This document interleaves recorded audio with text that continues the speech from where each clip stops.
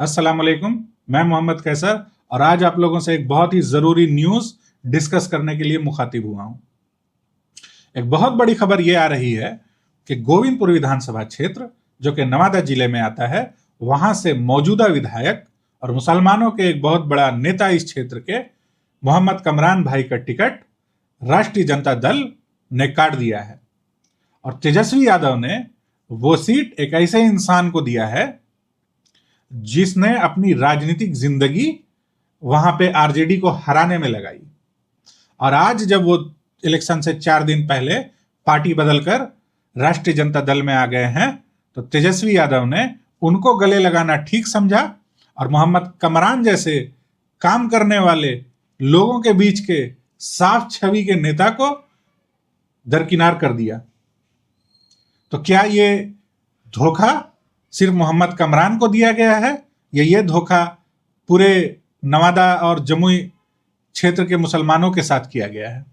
इसलिए आज के इस वीडियो में मैं आप लोगों से कुछ रिक्वेस्ट करने आया हूं।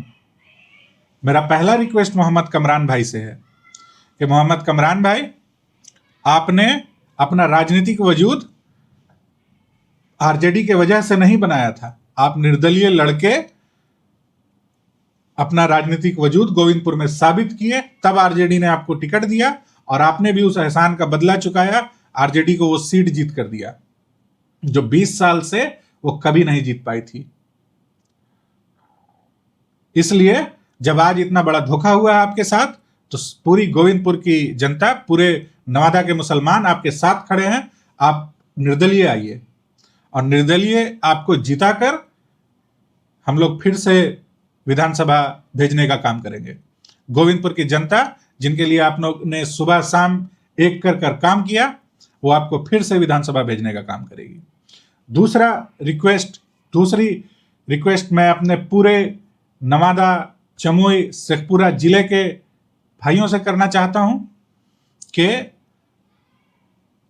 मैं हमेशा लोगों को यह समझाता रहा हूं कि हम लोग को साथ में मिलकर, साथ में चलकर राजनीति करनी है, गठबंधन को मजबूत करना है। और राहुल गांधी को मैं आज भी अपना नेता मानता हूं, लेकिन अब वक्त आ गया है कि बिहार में मुसलमान अपना राहबर चुने।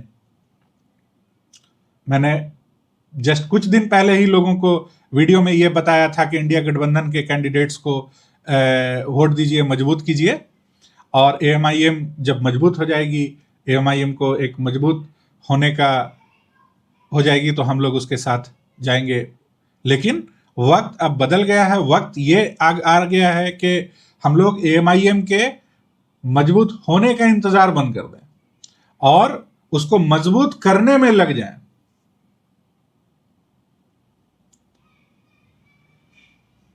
तो अब जरूरत यह है कि जहां भी मजलिस का कैंडिडेट खड़ा हुआ है, वहां पे एक मुश्त होकर मजलिस के कैंडिडेट को वोट किया जाए।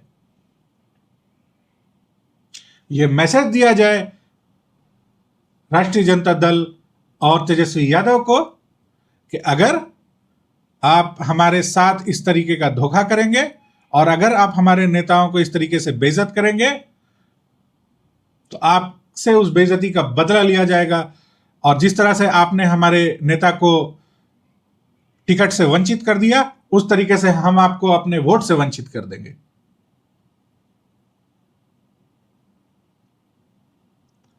इसलिए सब लोग एक मन बनाइए और एक मुश्त होकर इनको, पहले तो मोहम्मद कमरान भाई को वापस विधानसभा भेजिए, निर्दलीय से वो आते हैं तो निर्दलीय से भेजिए। दूसरा, हमारे मोहम्मद शमशाद आलम हैं, उनको सब मिलकर एक साथ वोट दीजिए। लेकिन उसके अलावा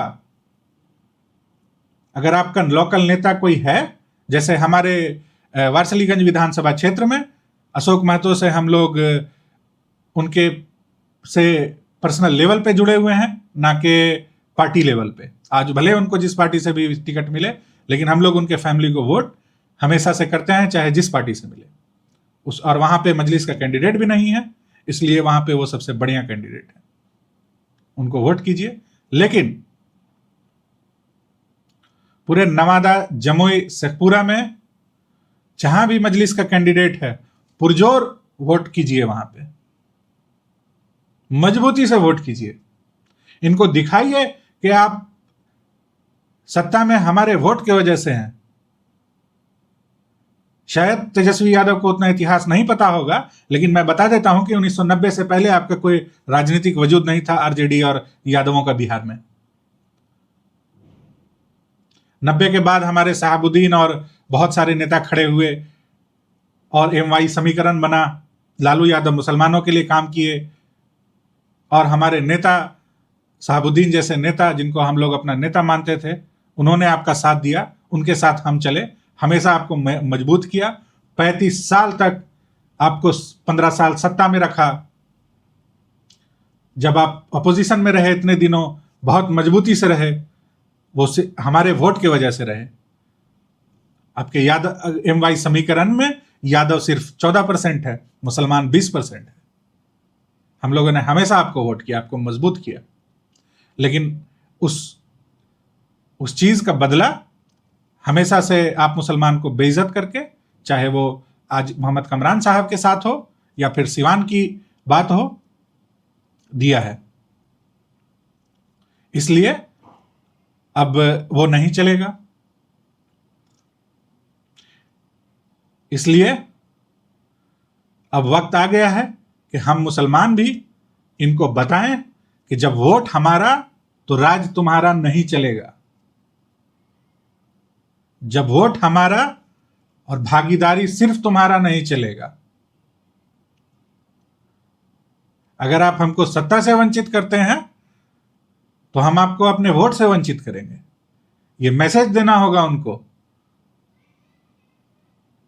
और हर उन ताकतों को जो मुसलमान को सिर्फ यूज करना जानती हैं। हम मुसलमान अपने भाइयों को यह मैसेज देते हैं कि सब मिलकर एक साथ होकर चलिए, और आप मुसलमान को सिर्फ इस्तेमाल करना जानते हैं। तो जब आप इस्तेमाल करके मुसलमान को छोड़ दे रहे हैं तो मुसलमान भी आपका साथ छोड़ देगा।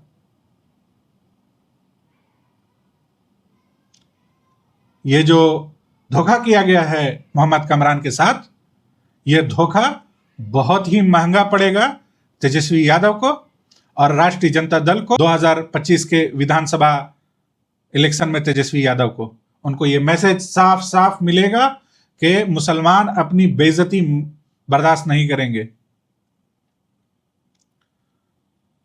साथियों, अपने वोट को बिल्कुल सोच समझ कर दीजिए, मजलिस को मजबूत कीजिए। वैसे कैंडिडेट जो आपके बीच के हैं उनको मजबूत कीजिए। जहां पे मजलिस का कैंडिडेट नहीं है, वहां पे अगर इंडिया गठबंधन का कैंडिडेट अच्छा है तो उसको वोट कीजिए। नहीं है तो जो अच्छा नेता, जो जमीनी नेता, जो आपसे कनेक्ट है, जो आपके लिए काम करता है, उसको वोट कीजिए।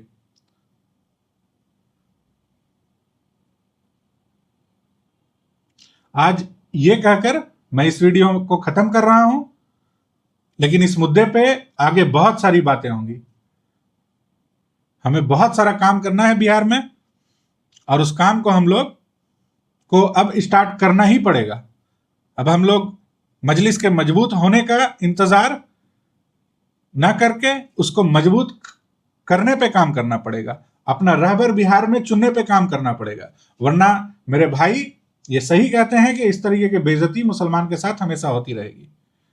मैं भी उन बातों से बहुत इत्तेफाक रखता हूं, लेकिन यह सोच करके मुसलमानों को, सांप्रदायिक ताकतों को रोकने के लिए साथ चलने का मैसेज हमेशा देता रहता हूं। लेकिन जब इस तरीके का माहौल हो जाएगा, जब इस तरीके की हरकत करने लग जाएंगी पार्टियां, तो उसका जवाब एकदम देना पड़ेगा। उसको और चुप नहीं रहा जा सकता है। इंशाअल्लाह आपसे फिर से मुलाकात होगी इन बातों पे आगे बात करने के लिए। अस्सलाम वालेकुम।